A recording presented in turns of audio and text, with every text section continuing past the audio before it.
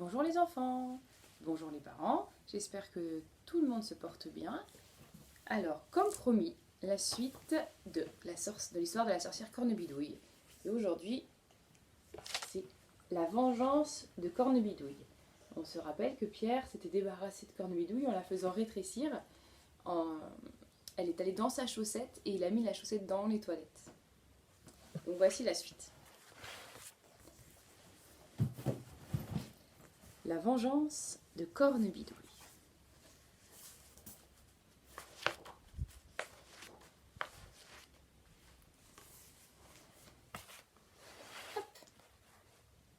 Comment on va faire comme ça. C'était la nuit, et dans la maison de Pierre, tout semblait si calme. Pourtant, là-bas, du côté des toilettes, un petit bruit peut-être.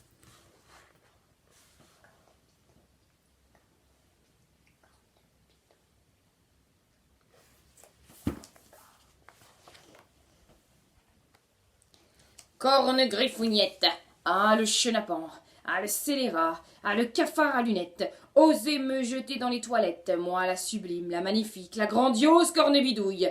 Mais il va me le payer cher, ce trou de balle de verre de terre. Oui, je vais sérieusement m'occuper de toi, mon mignon.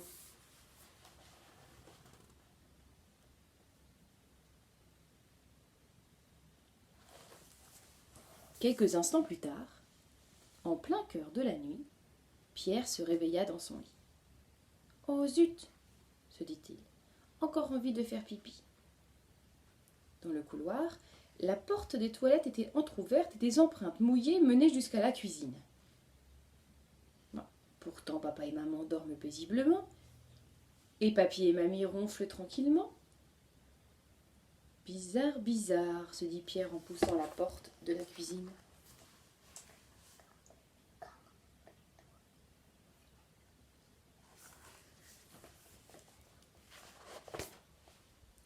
Pierre inspecta la grande armoire. Personne. Il ouvrit le grand placard. Personne. Il vérifia tous les tiroirs. Personne.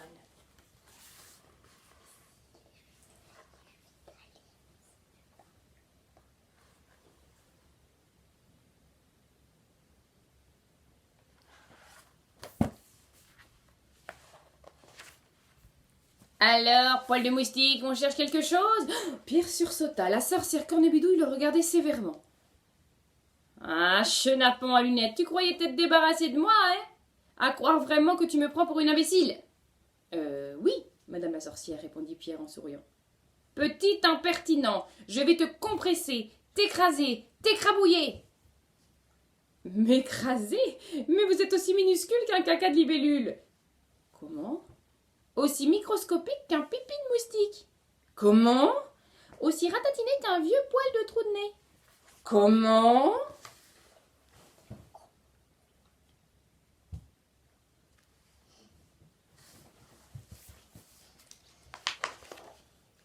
Furieuse, Cornebidouille semblait bouillir comme une vieille marmite. Puis elle s'écria « Vengeance! Vengeance! Vengeance !» Alors elle se mit à grandir, à tellement grandir que Pierre se sentit pour le coup très petit.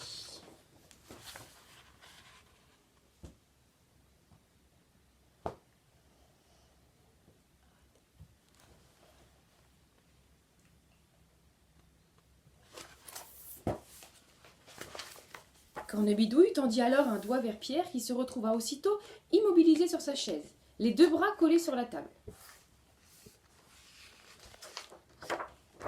Que dirais-tu, fesse de moineau, d'une bonne soupe à ma façon? Non, je veux pas. Elle pourrait te transformer, en dindon? Non, je veux pas. En limaçon? Non, je veux pas. En potiron? Oui, c'est ça, en potiron. Non, je veux pas. Eh bien, tu as tort, tête de butor. C'est délicieux le potiron. Tellement délicieux que tes parents pourront te découper, te cuisiner et t'avaler. Non, je veux pas. Trop tard, face de lézard, et assez discuté. La géniale Cornebidouille doit se mettre au travail.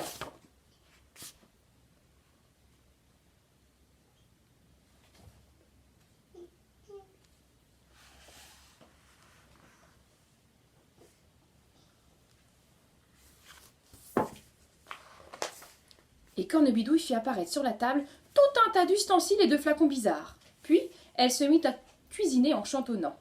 Du hachis, de vers de terre, des poils de dromadaire, du moisi de camembert et des tritons. Berk, fit Pierre en grimaçant. Mais Cornebidouille poursuivit. Des langues de gargouille, du crachat de grenouille, un zeste de fripouille et un joli serpent. Berk, mais c'est dégoûtant! Oui, répondit Cornebidouille en jubilant, délicieusement dégoûtant!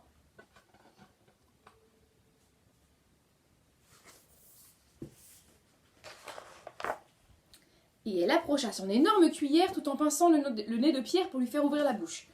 « Attendez !» dit Pierre. « Votre soupe, ce n'est pas une vraie soupe de sorcière !»« Comment ça ?» fulmina Cornebidouille indigné. « Mais je suis championne en soupe dégoûtante !»« Ben non, » répondit Pierre en faisant mine de réfléchir. « Il manque des poux de vos gambettes. »« Ah bon ?»« Et du jus de vieilles chaussettes. »« Ah bon ?»« Des poils de barbichette. »« Ah bon ?»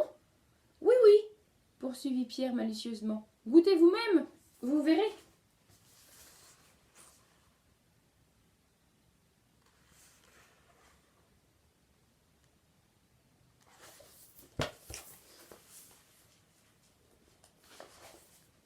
Et Cornebidouille, offusquée, goûta consciencieusement sa soupe. Aussitôt, elle devint toute rouge et commença à se ratatiner, puis à s'arrondir. Cornebidrouflette, il m'a encore eu. Voilà que je me potironne. Au secours! Gémit la sorcière dans un cri étouffé. Bien fait pour toi, vieille vipère. Et maintenant, tu vas aller prendre l'air. Et Pierre transporta le corne-potirouille jusqu'à la fenêtre et le fit rouler dans le jardin.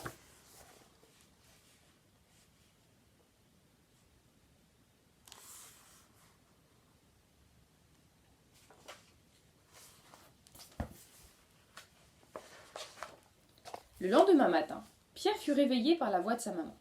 « Venez voir tout le monde, il s'est passé quelque chose d'extraordinaire. Un potiron a poussé dans le jardin. »« Il a une drôle de trombine, remarqua le papa de Pierre. »« On dirait qu'il nous regarde, ajouta le grand-père. »« S'il pouvait parler, je suis sûre qu'il le ferait, insista la grand-mère. »« Eh bien, trombine ou pas, cela fera une excellente soupe pour ce soir. J'espère que notre petit Pierre chéri en prendra. N'est-ce pas, mon chéri ? »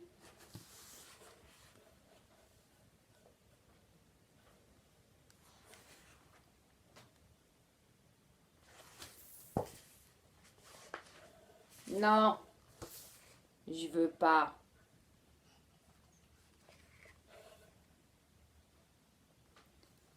Et voilà pour la deuxième histoire de Cornebidouille. Et la prochaine fois, il y aura encore la suite. Le 3e livre sur la sorcière Cornebidouille. À bientôt, bonne journée!